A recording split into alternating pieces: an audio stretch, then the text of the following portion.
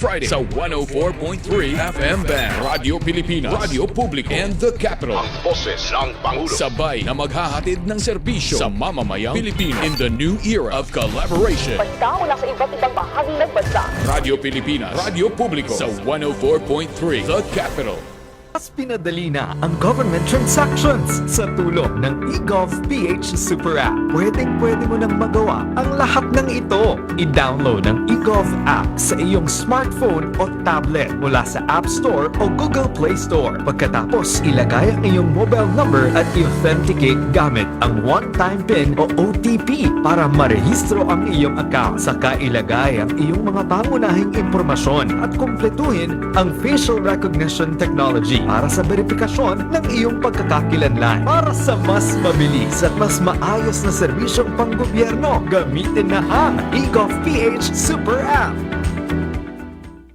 Ang inyong tulay sa himpapawid ng serbisyo publiko. Ang Presidential Broadcast Service, Radyo Pilipinas, Radyo Publico. Radyo Pilipinas. Radyo Publico. Kinilala ng pang-international at prestigyosong Asia-Pacific Broadcasting Plus Awards 2025 para sa kategorya ng Government Streaming. Ito ay dahil sa epektibo nitong pagsasanib ng mga tradisyonal na media tulad ng telebisyon, radyo at print para masabayan ang mabilis na pag-inog ng mundo ng digital at social media tungo sa mas epektibong paghahatid ng mahahalaga at napapanahong mga impormasyon sa mamamayang Pilipino. Kinilala rin ang Radyo Pilipinas dahil sa patuloy na pag-akyat ng rating. Ngayon ay matatag sa pang-4 na pwesto sa Mega Manila ayon sa pinakahuling Nielsen Radio Audience Measurement Survey. At sa social media, nakamit ang mahigit 2,000% pagtaas ng bilang ng mga sumusubaybay sa Radyo Pilipinas page sa unang bahagi ng 2025. Patunay ito na ang inyong Radyo Pilipinas, Radyo Publico ay tunay na kaagapay ng inyong pamahalaan sa paghahatid ng serbisyo sa mga mamamayang Pilipino. Mula sa aming lahat, sa ngalan ng inyong pamunuan at mga kawani ng Presidential Broadcast Service, kasama ang inyong mga himpilan ng Radyo Pilipinas sa buong kapuluan. Maraming salamat po sa inyong lahat, sa inyong pagtangkilik at pagkilala. Radyo Pilipinas. Radyo Publico. Ito ang Presidential Broadcast Service. Radyo Pilipinas. Radyo Publico. Ng bagong Pilipinas para sa bagong Pilipino. Naghahatid ng mahahalagang balita at impormasyon na guugnay ng pamahalaan sa sambayanan. Tulay sa himpapawid ng serbisyo publiko. Radyo Pilipinas. Radyo Publico. Ang boses ng Pangulo. Sa Mega Manila, 738. Radyo Pilipinas. Radyo Publico. 7 minuto makalipas ang 3:00 ng hapon. Dole at your service sa bagong Pilipinas. Hatid sa inyo ng Department of Labor and Employment. Katuwang ang Radyo Pilipinas, Radyo Publico. Ang programang Dole at your service sa bagong Pilipinas. Ipagbibigay alam ang mga polisiya, programa, mga serbisyo at mabilis na tugon sa mga issue at problema sa sektor ng paggawa. Makabayang paglilingkod para sa kapakanan at proteksyon ng manggagawang Pilipino. Dole at your service sa bagong Pilipinas. Dito lang sa Radyo Pilipinas, Radyo Publico. Samahan ninyo ang DOLE sa pagtalakay at pagbibigay ng solusyon sa mga isyu at usapin sa larangan ng paggawa. Maraming salamat.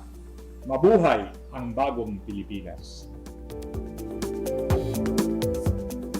Muli po nating napakinggan ang mensahe ng ating kalihim, Secretary ng Department of Labor and Employment, of course, Secretary Benvenido E. Laguesma. Magandang hapon po at bagong Pilipinas. Ako po ang inyong lingkod, Ray Sampang. Samahan niyo po kami ngayong araw na ito para sa ika-13 araw ng Hunyo, para sa ika-22 episode ng Dole at your service sa bagong Pilipinas. Sa ating mga taga-subaybay, isang mahalagang episode na naman po ang naghihintay, kung saan makakasama natin si Information and Publication Service Director Rosalinda Pineda. Director Len. Magandang hapon, Sir Ray, at sa lahat ng ating mga taga-subaybay. Sama-sama na naman po tayong muli sa isa na namang oras ng pagbabahagi ng mahahalagang balita at kaganapan po mula sa DOLE. Kami po ang inyong kaagapay kada Biyernes ng hapon mula alas 3 hanggang alas 4. Dito lamang po yan sa Radyo Pilipinas, Radyo Publiko DZRP 738 kHz at Radyo Pilipinas World Service sa ilalim ng Presidential Broadcast Service. And para naman po sa ating mga taga-subaybay, maaari po tayo magpadala ng inyong mga tanong tungkol sa trabaho. Pwede nyo pong i-text ang numerong 0991-487-4554 na amin din pong ipapakita sa inyong mga screen. Maaari din po kayong magkomento sa aming social media live stream. Ayan, Sir Boy. Dahil sa Dole, walang imposible. Yan, totoo yan. Dahil sa Dole, walang imposible. Kasama po natin mamaya-maya lamang for the first time dito po sa ating programa si Department of Labor and Employment Undersecretary Yusek Warren M. Miklat. Pag-uusapan natin, ang topic po natin, yung aktibidad ng Labor Department para sa Independence Day o Araw ng Kagitigan, Araw ng Kalayaan na ginunita kahapon, June 12. Makabuluhan, Sir Ray, yung ano natin ngayon, no? At puno talaga ng pag-asa yung ating talakayan mamaya. Pero bago po tayo magpatuloy, isa po munang pagbati sa ating mga kasamahan sa Dole. Third placer po ang departamento sa booth display sa 2025. Pampamahalang programa at serbisyo Caravan sa Luneta bilang bahagi po ng mga aktibidad ng pamahalaan para sa Araw ng Kalayaan. Ayan, Congratulations po! Very good. At dahil gusto nating patuloy ang daloy, magagandang balita para sa ating mga taga-subaybay, pakinggan naman natin ang ilang good news mula sa Dole. Nag-uulat si Cathy Lee Bergo ng Dole IPS. Takbo para sa Batang Malaya ginanap. Bilang bahagi ng paggunita sa World Day Against Child Labor, libo-libong taga-suporta, katuwang at advocates ang nakiisa nitong weekend sa Takbo para sa Batang Malaya sa Clark Parade Ground. Ang aktibidad ay pinangunahan ng Dole Central Luzon bilang pakikibahagi sa selebrasyon na may temang Sa Bagong Pilipinas, Mag-aaral ang Bata, Hindi Manggagawa. Binigyang diin na aktibidad ang patuloy na pagtutok ng pamahalaan sa pagpuksa sa child labor at pagtitiyak na ang bawat batang Pilipino ay nasa paaralan, hindi sa trabaho. Sumali sa 3K, 5K at 10K run categories ang mga kalahok mula sa iba't ibang sektor. Nanumpari ng mga kalahok ng suporta sa kampanya laban sa child labor. Tampok din sa aktibidad ang live band performance, kadiwa ng Pangulo Stalls na nag-alok ng murang lokal na produkto at mga interactive booths. Samantala, nangako naman ang Dole Central Luzon ay pagpapatuloy nito ang community-based child labor profiling, referral sa edukasyon at scholarship at pagbibigay ng kabuhayan sa mga pamilyang nangangailangan upang masugpo ang ugat ng child labor sa rehiyon. Maliban po kasi sa Araw ng Kalayaan, Sir Ray, no, inoobserbahan din po kasi natin yung World Day Against Child Labor tuwing June 12. And pakinggan po muli natin ay sa pang good news na may kaugnayan dito mula pa rin po kay Cathy Lee Bergo. Dole nagsagawa ng konsultasyon sa Luzon, Visayas at Mindanao para bisitahin ang patakaran sa child labor.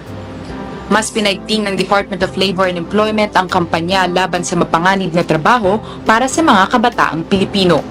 Nitong nakaraang linggo lamang natapos na ng Dole ang ikalawang serye ng konsultasyon sa Luzon, Visayas at Mindanao upang muling suriin at palakasin ang Department Order 149 o ang patakaran na tumutukoy sa mga uri ng trabahong itinuturing na delikado para sa mga menor de edad. Kabilang sa mga lumahok sa konsultasyon na ginanap sa Metro Manila, Batangas, Iloilo at General Santos City ang mga kinatawan mula sa pampubliko at pribadong sektor ng konstruksyon, manufacturing, agrikultura at creative industries. Layo nitong palakasin ang mga umiiral na panuntunan at tiyaking ligtas ang mga lugar ng trabaho para sa mga kabataang pinapayagang magtrabaho. Sa lahat ng talakayan, napag-usapan ang mga panganib sa mga industriya at ang kailangan pang gawin sa pagpapatupad ng batas, gayon din ang mas maigpit na monitoring, mas matibay na pagtutulungan ng mga ahensya ng pamahalaan at mga prevention at integration measures. Ang akbang na ito ay bahagi ng pangakong advokasya ng Administrasyong Marcos na magkaroon ng Child Labor-Free Philippines sa ilalim ng Makabata Program at ng Philippine Development Plan. At syempre, ngayon naman, Ay, ito na. Pag-uusapan po natin ang mga kaganapan sa Department of Labor and Employment sa pagdiriwang ng Araw ng Kalayaan. At kasama na nga po natin si Undersecretary Warren M. Miklat. Magandang hapon po, Undersecretary Warren, Yusek Warren Miklat. Magandang hapon po, Sir Ray Sampang and Director Len Pineda. Nalulugod po ako at kayo nag-imbitahan po dito para mag-share po ng kaganapan na nag-participate po ang DOLE sa Kalayaan 2025. It's indeed a pleasure and an honor to have you with us, Yusek Warren. Director Len? Siyempre, sir, magandang alam ko maraming magandang balita sa atin ngayong hapon, sir, si Yusek Warren, ano? And siyempre, sobrang thank you kami, Yusek, sa pagpapaunlak po sa aming imbitasyon today, kahit po sobrang busy po ng aming undersecretary, sir. Alright, sige, siyempre, tuwan-tuwa tayo, ano? Pero ano-ano ang mga, sabihin natin, aktibidad ng DOLE dito pong sa pagdiriwang natin ng Araw ng Kalayaan, lalo na sa sektor ng paggawa, Yusek Warren? Opo, sir. Bali po, nag-start po yan June 10 to 11. Nagkaroon po kami ng DOLE booth sa Rizal Park. Bali, nag-participate kami along with the other government agencies. So, dun sa DOLE booth pong yun, dun po namin dinala ang menu of services and programs ng Department of Labor and Employment. And then sa June 12, yung June 12 kahapon po yun, nag-participate din po ang DOLE sa flag raising ceremony at sa Parada ng Kalayaan. At kasabay din po noon, nagkaroon ng mga job fairs sa 16 regions ng ating bansa. So, may mga select venue po yan kung saan po ginanap. At nagkaroon din po ng tupad payout, yung aming program na tulong panghanap buhay sa ating disadvantaged workers program across all the 16 regions. At kasabay din po nito yung aming livelihood program, yung tinatawag na DOLE Integrated Livelihood Program. Nagkaroon din po ng mga livelihood awarding. Gayon din po sa lahat ng 16 regional offices. Sa aming booth din po, dinala din po namin yung serbisyo po, kasama din po yung aming living training intervention, tsaka yung pag-inquiry dun sa renewal ng Professional Regulation Commission or PRC identification card. So, bukod po doon, may mga programa rin kaming dinala dun sa Rizal Park, yung Government Internship Program, yung aming Employees Compensation Program, Technical and Advisory Services, at marami pa pong iba. At pati po yung Occupational Safety and Health Concerns po. Doon sa booth po namin, yung araw mismo ng June 10, yung opening po ng booth para sa government agencies, namigay po ang DOLE ng libreng safety hard hat sa mga manggagawa. At marami pong pumila po doon. So, kasabay niya po to, simultaneous po to sa 16 regions at dito po sa National Capital Region, ang central office po, yan po ang ginawa po sa nakaraang Araw ng Kalayaan po. Alright, Director Len. Ayun. Dami, Believe ka na, sir, no?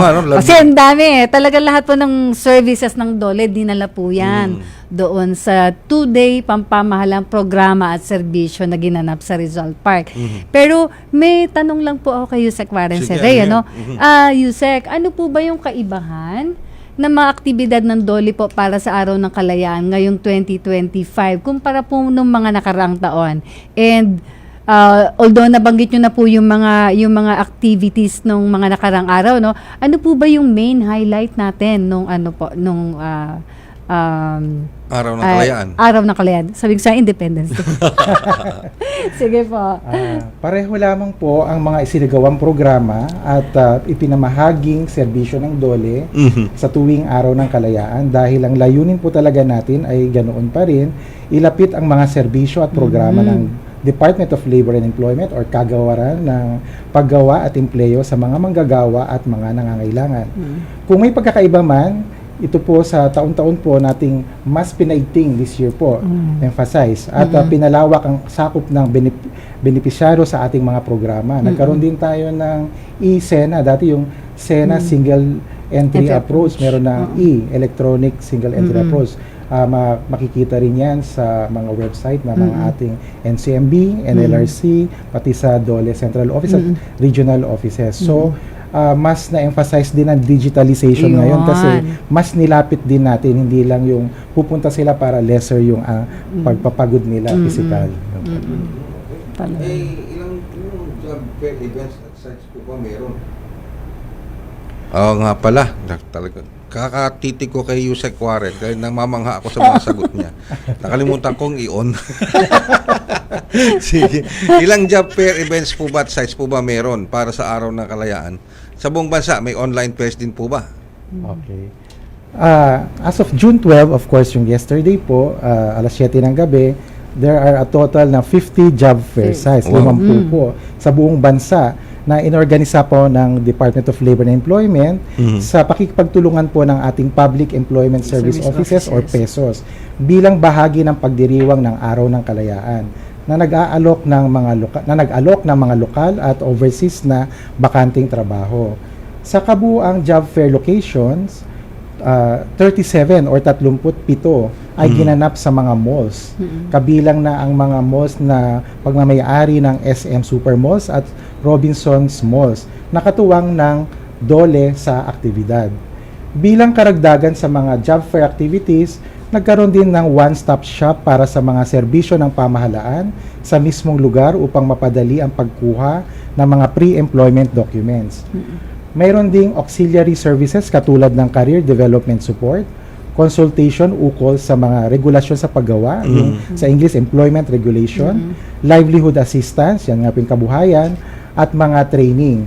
Nasa mahigit 11,000 o 11,000 katao ang nakinabang po dito sa paggawa nito. Kung mapansin mo, Sir Ray, no, most ng mga job fairs natin nasa mga malls na. Very, very convenient na para sa ating mga job seekers, Sir Ray. Convenient nyo kasi hindi katulad nung pipila ka sa labas, mainit. Mainit. Tsaka mauulanan ka. At least nung Independence Day, medyo at ease yung mga tao. Medyo convenient. Ako lang may problema pag sa SM ako. Alam mo, sa mga malls ako pumunta. No? Kasi kasama nung yung amoy ng mga restaurant doon. Nakakagutom. Sabay shopping. Sabay shopping. Kung may pang shopping. Kung wala, window window shopping lang. Okay. Sige po. Pero ilan at ano-ano ang mga trabaho ang inalok? Yun ang gusto kong malaman. Ano yung mga trabaho ang inalok? Ilan? At ano-anong industriya ang lumahok sa jobs fair? Meron pong kabuang 1,573 employer na lumahok nationwide sa ating 2025 Independence Day job fairs na may 153,187 solicited vacancies. And then sa local employers, merong 1,482 lokal na employer na may tinayang 119,816 bakanting posisyon. At in terms of overseas agencies naman po, there are 91 overseas agencies na may 33,371 bakanting trabaho sa ibang bansa. And then, sa mga industriyang lumahok naman po, ito ay sa area ng retail, manufacturing, business process outsourcing, accommodation and food service activities, construction. Yung mga bakante pong trabaho to nag-range po sa mga posisyong gaya ng sales clerk, assistant sa retail industry, production operators sa manufacturing side, call center representatives sa business process outsourcing, service crews sa area ng accommodation and food service activities, and carpenters and welders sa construction. Sa atin naman pong overseas jobs po, yung mga destination po nito at mga vacancy, ito po yung mga bansa. Turkey and Malaysia, yung mga vacancy po doon, mga factory workers po. Saudi Arabia, Germany, USA and Japan, mga nurses po ang kailangan po dito. Sa mga bansang Maldives, Poland and Malta, cleaners ang kailangan nila. Sa UAE, Kuwait and Japan, mga welder, carpenter. And then Malaysia, China and Qatar, usually mga waiter po ang mga kailangan po. Ayun, talaga naman. Ang dami pala kahit overseas, no, Sir Ray? At least ito, pagka po sa job fair na inano ng DOLE, sigurado po sila walang scam. Sigurado yan. Sigurado yan. Lalo na kapag government to government ang hiring. Ayan, sige. So sa dami po nung mga din kanina, meron akong questions kay Yusek, no, Sir Ray. Sa Yusek, ilan naman po yung job seekers natin, sir, na sumali dun sa job fairs? And meron na po bang na-hire on the spot? O meron na po ba tayong latest data na na-hire on the spot? Yes po. Ang mga sumali sa ating job fairs, itong nakaraang Araw ng Kalayaan, may kabuuan pong 25,886 2,876 katao na lumahok o nag-register sa ating job fair sites. Nationwide na po yan. At out of this pong 25,876, meron pong a total of 3,364 ang na-hire on the spots or tinatawag nating HATs. Yun po. Oh, wow. Ilan po ulit yun, yung hired on the spot? 3,364 po. Medyo malaki-laki na rin percentage siya, Sir Ray. Ang swerte naman Improving na tayo pagdating sa hired on the nung spot. na-hire on the spot. No? Sige. Napakaswerte nila. Yes, talaga Malaya naman. na sila. May trabaho na sila. May trabaho na sila. Sige, ang oras natin, 24 na minuto, 20 segundo makalipas ang alas 3 na hapon. Magbabalik po kami makalipas ang ilang paalala. Simula sa Sabado, Hunyo 14, mapapakinggan na ang programang Hukbong Dagat ng Pilipinas. Tinig ng katotohanan, bantay ng karagatan. Tatalakay sa iba't ibang misyon at gampanin ng Philippine Navy. Hukbong Dagat ng Pilipinas. Tinig ng katotohanan, bantay ng karagatan. Kasama sina ASN Denmark Bilinario, ASN April Mark Manzano at ASN Ryle Andrew Kaasi. Hukbong Dagat ng Pilipinas. Tinig ng katotohanan, bantay ng karagatan. Sabado, alas 7 hanggang alas 8 ng umaga. Dito sa Radyo Pilipinas. Radyo Publiko, 738. Good news! Ang inyong pinagkakatiwalaang Radyo Pilipinas nasa TV na. Oo, nasa TV na. Ang Radyo Pilipinas 738 AM ay live nang mapapanood sa Channel 3 ng ABS-CBN TV Plus at Channels 45 to 49 ng GMA Affordabox. Kaya may access ka na sa balitang totoo anytime, anywhere. Sa radyo, sa social media at TV. Radyo Pilipinas 738 AM. Dole at your service sa Bagong Pilipinas. Alright, tuloy-tuloy pa rin po tayo dito sa ating programang Dole at your service. Ito po sa inyong impilang Radyo Pilipinas, Radyo Publiko. Of course, kasama pa rin natin sila Director Len and si Undersecretary Warren. Yan mga babae, kanina binibigyan tayo ng impormasyon ni Yusek Warren, Director Len, tungkol dun sa ginanap ng mga employment, yung mga na-hire na trabaho. Kanina yung huling-huli pinag-usapan yung sa HATS, no? Pero bukod pa pala doon, meron pang mga livelihood awarding. Yun ang gusto ko malaman. May livelihood awarding din po ba tayong sinagawa? At kung meron man, saan po ito ginanap, Yusek, at ilang benepisyaryo po ang natulungan nito?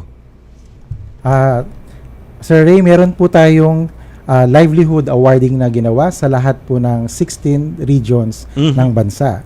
Nagsagawa po ng livelihood awardings from NCR, CAR, Regions 1 hanggang Caraga po. So, sa kabuuan, meron pong nag-beneficiaries na 5,059 at ang in-award po ng total amount of assistance ay 112.327 million pesos po. Uy. So, preliminary data pa lang po yan. Patuloy pong ina-update ng aming Bureau of Workers with Special Concerns. So, yun po. Alright, sige. Yun po. Bukod po doon ay sinabay din po doon yung aming TUPAD program, yung tulong panghanap buhay sa ating disadvantaged workers program. Across all the 16 regions din po yan. Ang total beneficiaries po na nabigyan po ng assistance ay 94,446 at ang kabuuan po ng halaga ng assistance under the TUPAD program ay 551 million pesos po. Alright, Director Len. Biro mo, ganun pala karami nabigyan, ha? Yes. Oo. At napakalaking halaga nun, Sir Ray. Malaking tulong po para sa ating mga kamanggagawa at mga kababayan. Yung mga livelihood assistance po at TUPAD payout po na ginawa o isinagawa kahapon at ng mga nakarang araw. Yusek, ano-ano naman pong klaseng livelihood assistance po ang pinamahagi ng DOLE at nasa magkanong halaga po kaya yung kabuuan na pinamahagi, sir? Yun nga po. Yung mga iba't ibang livelihood programs ng DOLE ay pwedeng mga nego-cart, bigasan, may bangka, agricultural goods, livestock, at iba pa. At may pagkakataon din pong mamili ang ating mga benepisaryo kung ano ang mas angkop sa kanilang maliit na negosyo at sila po ay ginagabayan ng ating mga opisina through our regional offices at mga provincial offices po. Ang kabuuan nga po uli ay 112.327 3 to 7 million ang ipinamahagi po kahapon sa lahat po ng rehiyon ng bansa po. Alright. Yan po. Yung pag sinabi ba nating Livelihood. cart, Yusek, yan yung mga nagbebenta sa yung mga Nego cart. yung may kasama bang fishbowl dyan? Usually po, sir, Yun. food cart, Apo. nego cart, pwedeng nagfi-fishball, may kwek-kwek, yung mga ganun, yung mga ganun, mayroon sa malamig din. Pero po. nakikita ko minsan nag-chechempo ko yung mga go-kart na milk tea. Pwede Pwede rin po din, yun. sir. Meron. Opo. Meron na ngayon. Meron. Matuwan-tuwa si Ano din kasi siya, Sir Ray, Oo. depende po kay tawag dito, kay beneficiary kung ano po gusto niya at Oo. nakikita niya na medyo bebenta sa kanilang lugar o doon po sa area totoo niya. naman, tuwan-tuwa si Carla nung sabi ko milk tea. Parang gahanap siya ng milk tea. Milk tea. Okay. Okay, Director Len. Ayan. So actually na na po tayo dun sa yung livelihood assistance. Pero sa ibang bagay naman, Yusek Warren, kamusta naman po yung naging partisipasyon ng Labor Department sa pamahalaang programa at yung tinatawag na serbisyo booth display competition? Kasama pala kayo doon, Dole sa Luneta. Anong serbisyo tulong ang inalok dito ng Dole? Opo, Sir Ray. Masasabi ko po na naging matagumpay or successful ang Dole this year at saka mga nakaraang taon. Pero ito po, this year ay nag-focus po kami dahil una po, gaya po na sinabi ni Director Len Pineda kanina, nanalo po kami ng 3rd place sa booth category po. Actually, mahirap pong kunin yun kasi ang mga judges po ay nanggaling sa Civil Service Commission, sa National Historical Commission of the Philippines, at Metro Manila Development Authority. Titingnan nila yung booth mo, physical, at kung ano yung menu ng programs and services na nandun. At syempre, kailangan yung mga nakatao dun ay, of course, alam nila. May criteria po eh. Tapos nagkataon, syempre, nandun po ako. Yes. Syempre, humarap po ako sa mga yung mga programa po na present na meron doon sa aming sa Luneta ay yung mga sumusunod po. Yung sa aming pong Professional Regulation Commission or PRC, nandun din po yung release of professional identification card, particularly yung renewal po. Okay. So, mapapadali po doon sa mga ating professional kung may assistance silang kailangan sa ating PRC, like pati yung retrieval of password account, updating of email address, and inquiry about the renewal. Actually, sir, yung pag-renew ng PRC license kasi ngayon, ako kasi nag-renew ako ng license recently lang. Birthday ko kasi March. Okay. So, mag-o-online ako doon. Meron akong account name. And then, syempre, papasok na enter mo, tapos i-update mo rin yung iyong picture doon. And then, syempre, magbabayad ka, pwede ring online din. Tapos convenient na po talaga ang PRC. Para po siguro doon sa mga iba na gusto maklaro paano pag-renew, kaya po may booth kami ng PRC doon kasi hindi naman po lahat ay ganoon. Kailangan mas maliwanagan pa po sila. So, aside from the PRC po, meron po yung serbisyo ang aming National Wages and Productivity Commission or NWPC. Ang mga tanong po doon ay related sa productivity toolbox training po. Yung pong siyempre pagiging produktibo po ang ating concern po doon. Nandun din po yung ating National Conciliation and Mediation Board. Alright. Ang mga sinagot na mga tanong po ay tungkol sa mga 13th month pay, retirement pay, administrative 13th month cases, at saka doon sa single entry approach or SENA yung tinatawag po. Yan po ay natanong sa akin ng taga Civil Service Commission. So tamang-tama po kasi pag sinabing Department of Labor and Employment, of course, labor issues. So Yan, nagsisimula oo sa nga naman. NCMB po yun. And then, meron din po yung Employees Compensation Commission. Doon po sa aming booth, meron pong disseminated IEC materials and answered queries on the Employees Compensation Program. Yan po yung pagka may na-aksidente, Yes, siyempre yung may makukuha po silang benepisyo po doon. Actually po, doon sa booth namin, yung gumawa po doon, isa sa mga gumawa, aksidente nga po, hindi po sinasadya, na medyo nasugat. Okay. Sa paggawa ng Okay. booth po. Na-apply yung ECC sa kanya. Na-apply po. Yes. Tama po Sabi yun, ko, sir. oo. So, pati po, government or private, nag-a-apply po yung Employees Compensation Program. Ganda. Nandun din po yung aming Occupational Safety and Health Center. Disseminated personal protective equipment and IEC materials, may display po kami mga safety hard hats doon. So nung nakita nung isa na ba, maya-maya dumami ang pila. So everyone is concerned about safety. Opo, So tama. nakita ko sa mga mukha ng mga pumila po doon, mga trabahador at mga ano po, natuwa po sila at masaya po sila. Sa amin po sa Dole, nakakatuwa din pong makita na ganong masaya ang mga naging kliyente po ng Dole. Masaya at interesado sila. Yes, Kung ano po, yung Kasi sir. hard doon. hat yun, Sir Oo, Ray. oo. Actually, maraming paggagamitan ng hard Pag hat. nas- diba? sa sunog, Pwedeng, di ba, bago pag ka mag- falling ano, debris, isa, oo, di ba? yun. Kaya pag galit ka sa ano, di ba? Pwede pambato. Sa earthquake, fire drill, gano'n. Oo, sir. Oh, okay. Very Hindi po, ano hindi po siya kami talaga. nagbibiro. Baka sabihin na napakamarahas natin. Hindi po. Maraming maraming paggagamitan niya. Alright. Meron din po sa aming Bureau of Local Employment, yung mga serbisyong dinala po namin doon para sa mga aming mga kliyente ng Dole related sa program ng PhilJobNet, Government Internship Program, Job Search Assistance. Karamihan po yung mga nagtatanong ng mga vacancies like seafarers at senior citizens. Of course, yung local employment po.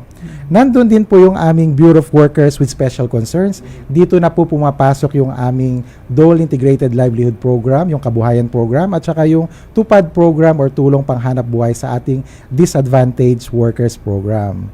And then, nandun din po, sir, yung aming Bureau of Working Conditions. Nag-disseminate po ng handbook on workers' statutory monetary benefits. Libre po yan, sir. At meron yung aming BWC. Kung yung iba naman po, pwede nilang hanapin din sa website din po kung ayaw nila ng ano. Yung mga kanilang karapatan, yung mga benefits po nila, makikita po nila doon. And then some sort of advisory din po, yung mga dumadaan po, nagbibigay po ng assistance ang aming Bureau of Working Conditions. And of course, yung aming legal service, yung legal na tagapayo at advice. Siyempre, yung mga may problema sa trabaho nila, nagkukonsulta po sila dun sa aming booth, sa mga aming legal team, mga lawyers po namin. And nandun din po yung aming, dahil nandito tayo sa Metro Manila, yung aming Dole National Capital Region. And in terms of job fair pre-registration, yun po yung area nila no sa booth. Plus, naglagay sila ng food cart din po. Natatandaan ko, nilagay nila dun ay siopaw at saka sago, sa malamig na sago. So, bumili pa nga ho ako eh. Sa second day na. Masarap na kombinasyon na merienda yun. Kaya nga, sir. Siopaw at malamig na malamig, ice cold na sago. Ayan. Yes, sir. Full force talaga ang Dole, no? Oo nga, no? Sir Ray, Oo. yung 10 and 11. Oo.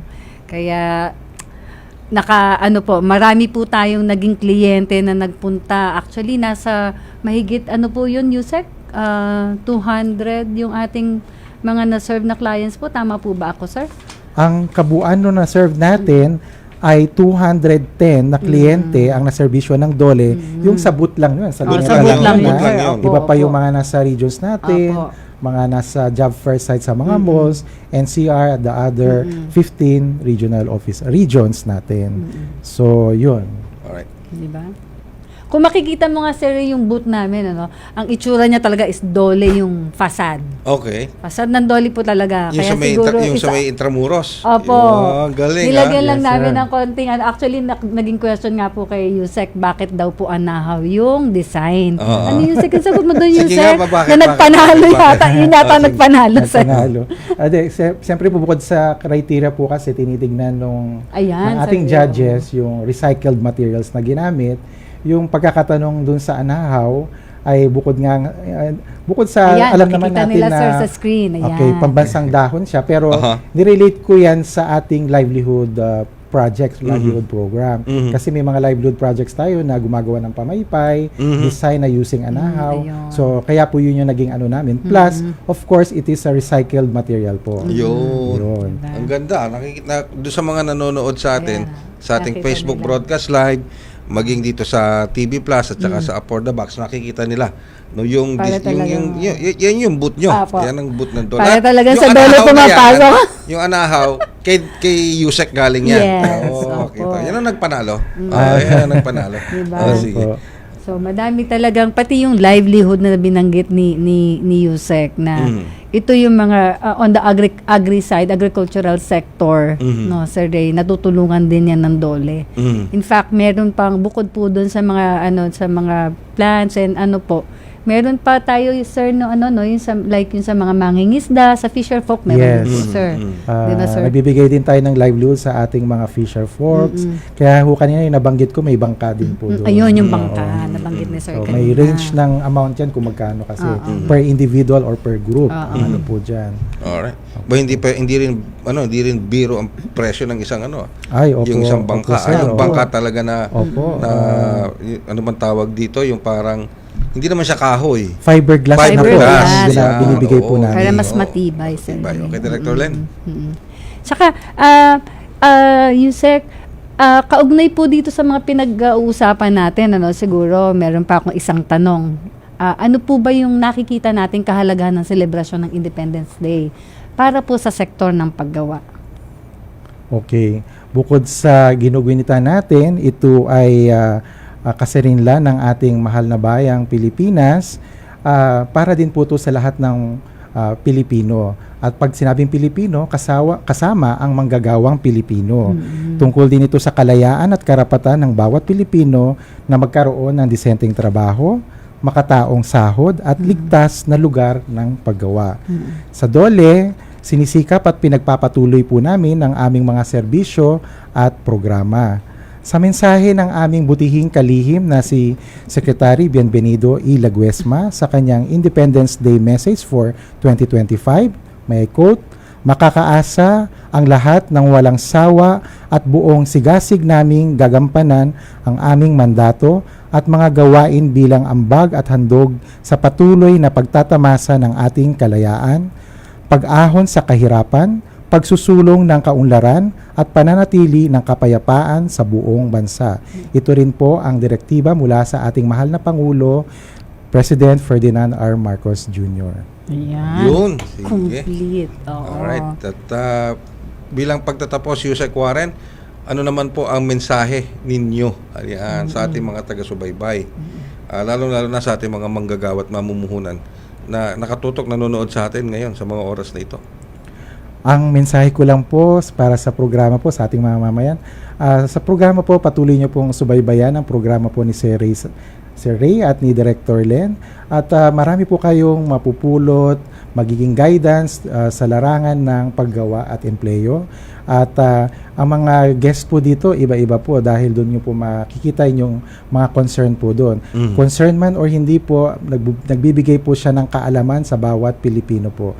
So, ang aking pong wish sa programa po ay maging patuloy na maging matagumpay, successful at mas matagal pa ang iraran sa ere po. Maraming salamat po. Maraming salamat din po Undersecretary Warren M. Miklat ng Department of Labor and Employment sa pagpapaulak sa aming programa sa panayam ito ngayong hapong ito.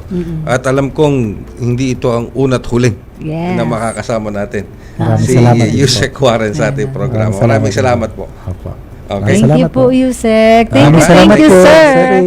Alam po namin na busy ka, pero pinaunlakan mo pa rin po kami. Ayan. Special tayo, Sir Ricky, Sir Yusek. Oras natin, 41 minuto 50 segundo. Magbabalik po kami makalipas ang ilang paalala. Welcome back to school, dear students! Excited na ba kayo? Hooray for the new lessons, new classmates, at new challenges! We wish you all the best this new school year. Have fun, pero syempre, stay focused sa studies. At sama-sama tayo sa Bayang Bumabasa. Isang mensahe mula sa Presidential Broadcast Service at Radyo Pilipinas, Radyo Publiko, 738. Tanong sa trabaho. Idoli mo. Okay. Tuloy-tuloy pa rin ito tayo. Nagbabalik tayo dito sa ating programang Dole at Your Service. Dito pa rin sa Impilang Radyo Pilipinas, Radyo Publiko. Kami pa rin po ang inyong mga lingkod. Siyempre kasama pa rin sila Director Len. And of course, nasa studio pa rin si Undersecretary Warren Miklat. At ako po ang inyong lingkod, Ray Sampang. Ngayon, sa puntong ito, idudulog naman natin, pag-uusapan natin, dinulog dito sa ating sa inyo abang lingkod dito na rin sa itong programang ito sa Dole at Your Service, sapagkat dito nila napakinggan yung interview na yon sa PRC at dudulog yung sitwasyon ng isang teacher na tawagin na lang sa pangalang Cleo. Si Cleo po ay nakabase sa Las Vegas sa USA. Teacher siya doon. teacher siya, nagtuturo siya. Ngayon, nag-a-apply po siya ng renewal ng kanyang PRC ID online, yung teacher's ID, no? Yung let, parang ganon.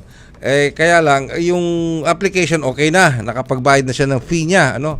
Doon niya ginawa sa US, sa Las Vegas, through online ito ha. For pick up na din po ang PRC ID niya dito sa isang branch ng PRC, ano, dito sa sa may Robinson. Hindi ko na alam ko diyan sa bandang yan. Sa Ortigas, Robinson. Yan.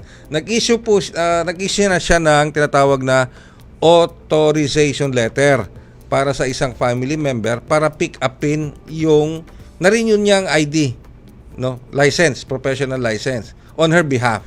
Pero hindi po ito in-honor sa PRC. Ang ibig sabihin, hinanapan siya ng ibang dokumento. Hinihingian po sila ng Philippine Embassy documents, clearances, dahil nasa US yung ating si Cleo. Kahit may authorization letter siya, ina-assign niya yung family member niya para kunin yung renewal ng license niya. Okay? Ngayon, ang concern, nadudoon na sa pagkakaalam natin, nadudoon na yung kanyang PRC license, no? Doon sa branch na yun ng PRC, kukunin na lang, kaya lang hindi maibigay, ang daming hinihinging mga papeles. Ang concern niya, malayo kasi siya doon sa Philippine Embassy. So, nasa Las Vegas siya. Ang alam kong Philippine Embassy, alam ko consulate sa Los Angeles, California, yun ang pinakamalapit.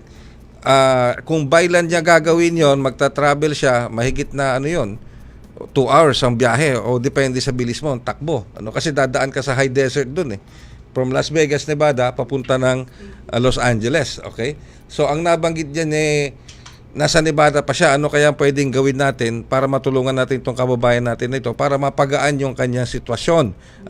Kasi hindi siya makapagturo ngayon dahil hinahanapan siya ng lisensya na renewed license dito sa Pilipinas bago siya bigyan ng panibagong lisensya doon para makapagturo siya. So, a day delayed, mas nalalagay sa alanganin nitong ating kababayan. Ano kaya pwede nating maitulong? In behalf of PRC, concern ng PRC to, ng Professional Regulation Commission. Tinutulong lang ang Department of Labor and Employment dahil dito napakinggan yung ating panayam sa PRC, yung tinutungkol nga dun sa online renewal o registration ng mga lisensya. So, kaya sila lumapit sa atin. Sinubukan natin makausap, di ba, Director Len ng PRC. Willing naman sila, kaya lang medyo schedule hindi sila available. Pero meron na yata silang ibinigay na I think guidance kung paano gagawin. Director Len. Actually, nakipag-coordinate po tayo kay PRC regarding this, no? Particularly kay Assistant Commissioner Lord Louis Valera or si Ascombang po tinatawag natin ang may dalawa pong options si Ma'am Cleves. Meron po siyang dalawang options sa Ray, no? Pwede po yung regular or authorization letter. Provided po na professional din po ang magpipick up nung kanyang ID. Nakakilala niya. When we say professional, may PRC ID din may po. May PRC ID din. Opo. Tama din naman po kasi pinoprotektahan lang din po ng PRC, unang-una yung kanyang ID dahil nga po nandito yung mahahalagang impormasyon niya. Especially nasa abroad pa po siya, baka may mapakialaman kung hindi po At least kung professional daw po ang kukuha, may record po kay PRC yung tao na bibigyan niya ng authorization. Next, pwede naman daw po sa kamag-anak. Kaya lang, meron po talagang polisiya, ang PRC, na kailangan po talaga yung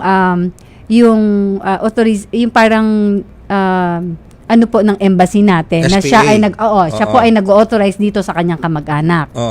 But ang pinaka-convenient daw po na paraan is pwede po niyang ipa-mail ang kanyang ID since meron naman po tayong courier services pwede pong ipa-mail yung kanyang ID doon po sa registered address niya sa Pilipinas. Dito.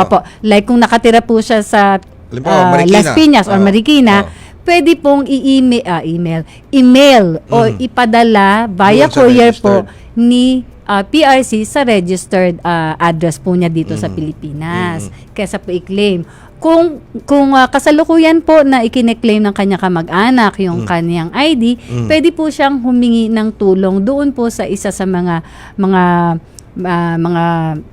magagalang po natin na ano po sa PRC kung paano po iyon gagawin. Actually, baka po kailangan din siya na ma-open yung kanyang Leris account para po ma-process yung pagpapadala via courier ng kanyang ID doon po sa kanyang registered address. Ayun. Pero pag sinabi natin i-open yung Leris account niya. Opo, dapat po siya yon. Dapat po kausap. Yung mismong holder po, opo, ng yung account. magagawa niya yon doon sa LA.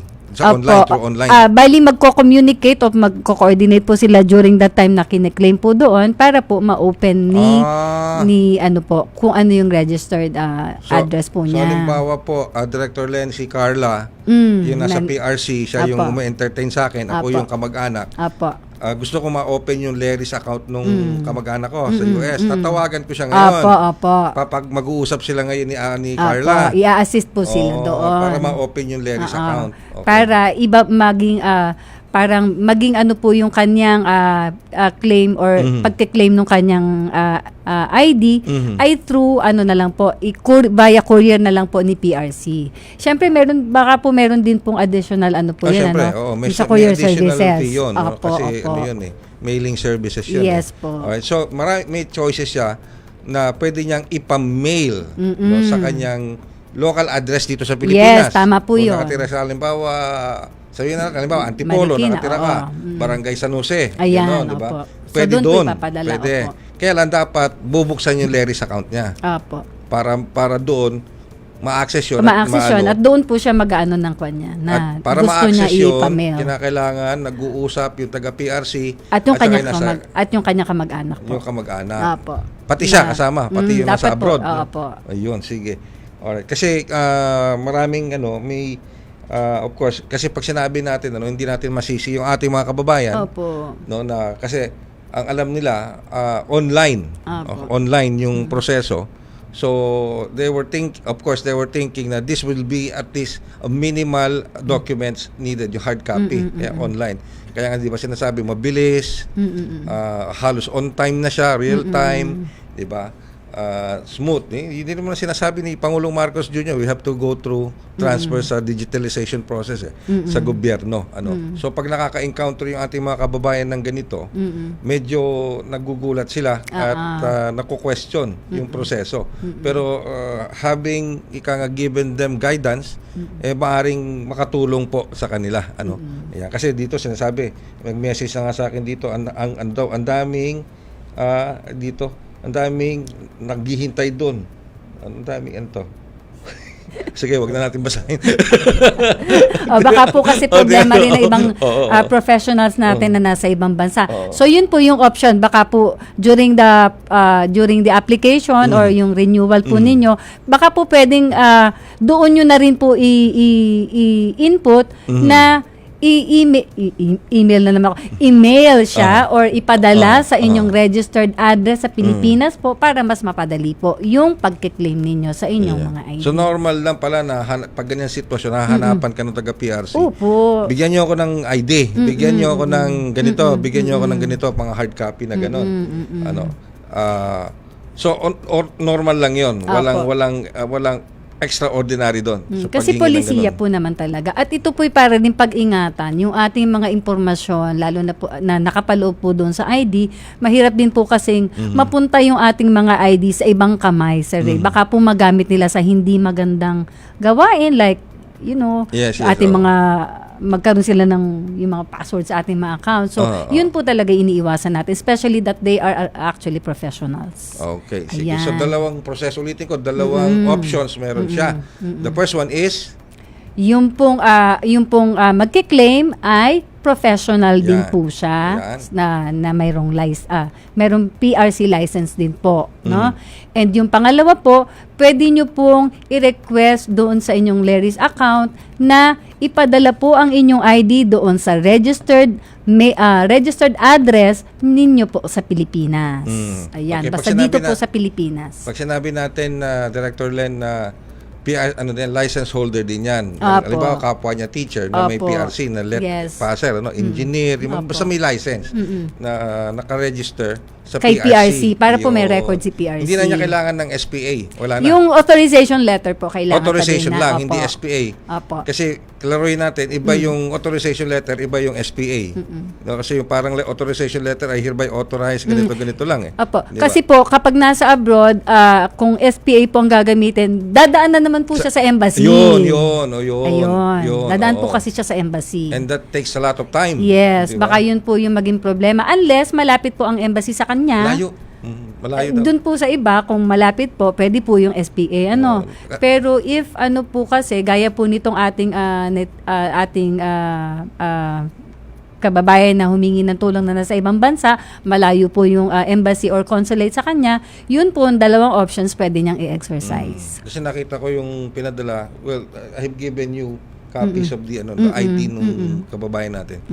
Malayo, Las Vegas, Nevada, nasa loob pa yun. Diba? Wala siya sa bungad, sa loob yun. Lagpas pa ng yun eh. High desert, sa bandang high desert na yun eh. Yung Las Vegas, yung Nevada. Yes. Okay, so po, alam ko nakikinig po kayo ngayon, yung humihingi ng guidance sa atin. Sana po nabigyan namin ng kasagutan ng inyong katanungan at mag-guide natin yung ating Pero kung may karagdagan pa kayong katanungan, feel free to ask Dole, ask this program. Ako, ulitin ko hindi po ito, ito ay tulong ng Dole. Para po dito sa ating kababayan. Itong concern na ito ay para sa PRC. So the Dole is just, bridging the gap between yung ating kababayan at saka sa PRC kasi wala ang PRC ngayon. Pero since nakapanayam natin ng PRC tungkol dito, we are now bridging the gap para masagot yung mga katanungan at concern na yun. And I hope nasagot po namin. Like I said, kung meron pa ho kayong katanungan, feel free to call us, to message us at baka next week, baka mismong PRC na ang makakasama natin. Mas maganda Yan, PRC na mismo. Okay? Sige, maraming salamat po. Ulit, Yusek Warren, thank you very much. Parang gusto sumagot ni Yusek Warren kanina eh. Pero iba kasi PRC Parang gusto na mag-participate ni Yusek Warren kanina. Sana isingit. Okay. Thank you very much, Yusek and Director Len. Ayan, dyan nga po nagtatapos ang ating diskusyon sa araw na ito. Para naman po sa iba ba nating kamanggagawa na may tanong kaugnay si labor, tumawag lang po tayo sa Dole Hotline 1349 sa inyong landline or mobile phone. Maaari din po kayo mag-send ng email sa hotline 1349 at dole.gov.ph o magpadala ng direktang mensahe sa official and verified Facebook page ng Department of Labor and Employment. Ayan, maraming salamat po. Patuloy niyo po subaybayan ang mga susunod naming episode tuwing Biyernes mula alas 3 hanggang alas 4 ng hapon. Dito lamang po yan sa Dole at Your Service sa Bagong Pilipinas, sa Radyo Pilipinas, Radyo Publiko at Radyo Pilipinas World Service sa ilalim ng Presidential Broadcast Service. Ako pong muli ang inyong lingkod, Ray Sampang ng Radyo Pilipinas. And ako naman pong muli, Len Pineda po mula sa Department of Labor and Employment. Maraming salamat po at magandang hapon pong muli sa inyong lahat. Tandaan, sa Dole, Walang imposible.